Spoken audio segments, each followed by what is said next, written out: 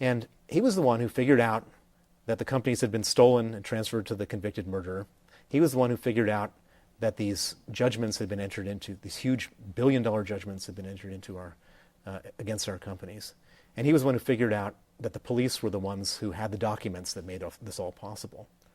And then he figured out something else, and this is the most astounding part of the whole story, that the reason to steal the companies, the reason to create this $1 billion of judgments, was in order for the people who stole our companies to then go to the tax authorities and claim that $1 billion of profits that these companies had made in previous years and $230 million of taxes that we had paid in previous years shouldn't have been paid because there was a fake $1 billion of losses. And they took these fake losses, along with the companies that they stole, and they went to the tax authorities in Moscow, and they applied for a $230 million tax refund, which was awarded to them in one day. Would this have been the largest tax refund ever made? This was the largest refund in the history of Russian taxes in one day, which tells you for sure that they had people on the inside of the tax ministry involved in the scam. So far, what do we know? We've got judges, we've got police officers, we have tax officials, we have lawyers, all these different groups of people involved in this conspiracy to defraud us and to defraud the Russian government. And we will be back with more of this extraordinary story right after this. They put him in pretrial detention, and they then started to put pressure on him to withdraw his testimony. His health just precipitously went over the edge. He was in excruciating pain. He was in such pain he couldn't even lay down. This went on and on. Things got worse and worse. And we are back with William Browder, once Russia's largest investor, to tell an extraordinary story. So they first try to steal the money from your companies, but when they discover your companies don't have any money left in them, they steal the money from the Russian state. So exactly. So you basically have sharks feeding on their own blood. It's the most extraordinary thing. Everybody asks me, how can the government have allowed this to happen? And the answer is because high up officials in the government were part of the conspiracy to do this. So Sergei Magnitsky was the brilliant lawyer who was able to figure this out. It wasn't easy to figure out. An enormous amount of investigative work, 14 months of investigation went into figuring this whole thing out. And once we figured it out, he helped us then draft a criminal complaint, which we filed with the Russian general prosecutor. And then he did something which was extraordinary. In October of 2008, he went and gave sworn testimony to the Russian State Investigative Committee, which is like the FBI of Russia, in which he named the police officers who were involved in the theft of our companies and the theft of $230 million. He named names. 1 month after he gave testimony against those officers, 3 other officers who reported to one of the officers he testified against came to his house at 8 in the morning in front of his wife and children and arrested him and put him in pretrial detention. So essentially the same people he testified against arrested him. They put him in pretrial detention, and they then started to put pressure on him to withdraw his testimony. They did really horrible things. They put him in a cell with 8 inmates and 4 beds so that the inmates had to fight over the beds and sleep in shifts. They put him in cells without any windows in the Moscow winter so the cold air just blew in. They put him in cells where there was no toilet, just a hole in the floor, and sewage would bubble up from time to time. After several months of this, they came to him and said, everything can improve if you withdraw your testimony against us and plead guilty to a trumped-up charge to justify why we've done this to you.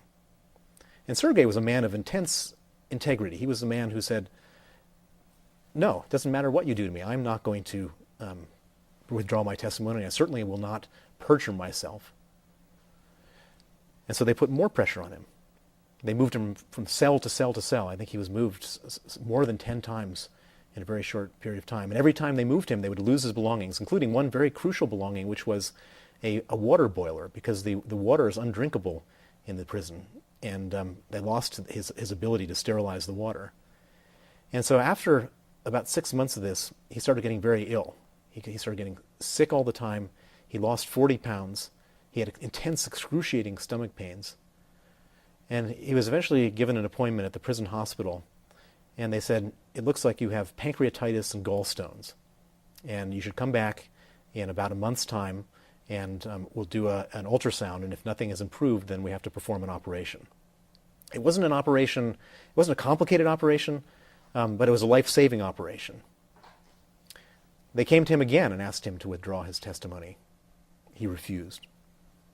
1 week before his operation, they then abruptly moved him to Butyrka prison, which is a maximum security prison, the harshest, toughest prison in Moscow. And there was no hospital there. And at that point, his health just precipitously went over the edge. He was in excruciating pain. He was in such pain he couldn't even lay down. His cellmate would have to bang on the door for hours trying to get medical attention. And when they got there, they said, you can have the medical attention when you get out of jail. This went on and on. Things got worse and worse. And on November 16th, 2009, Sergei Magnitsky died in prison at the age of 37.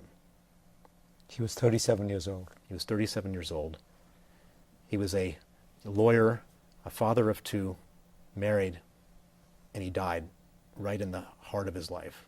And he was not a great human rights advocate. He was a tax lawyer who just happened to be an honorable man who wouldn't give in to this kind of pressure. He wasn't an oligarch. He wasn't a human rights activist. He wasn't a journalist uncovering, going after people. He was my tax lawyer who happened to be assigned this situation where he was trying to figure out what was going on. And then when he saw what was going on, he said, this is unbelievable. This is my country. These people can't be allowed to do this. He wasn't a person going out and looking for trouble, but when trouble found him, he did what he had to do, which was stand up to it. And it cost him his life. He was a young urban professional working at a law firm who buys his Starbucks in the morning, who was plucked out of his job, put into a prison and tortured to death. We all could be Sergei Magnitsky, is what they said. And this thing bubbled up to the surface, it bubbled up in the press, and eventually President Medvedev had to do something about it. He called for a criminal investigation into what had happened to Sergei Magnitsky. But even President Medvedev, even the president of the country, after calling for a criminal investigation, we're now 6 months later, there hasn't been a single person charged with any wrongdoing. Not a single person charged. What does this say about Russia today? Well, unfortunately, what it says is that there's criminality that permeates the government and the law enforcement agencies at the highest level. And it's impossible, if the president of the country who calls for an investigation can't get an investigation, it says to you how difficult this problem really is, and how Russia really doesn't operate in the same legitimate manner that you would assume other countries to operate in. So this is a kind of almost a state run by the mafia. It's a state which many important organs of the state are mafia controlled, for certain. And you're not optimistic that much is changing? Well, the one thing I can say about Russia is that it's always changing. It may change for the worst, it may change for the better. Russia is never a static country. But where we are today is an extremely bad situation. William Browder, thank you very much. Thank you very much. And we will be back. Putin has singled you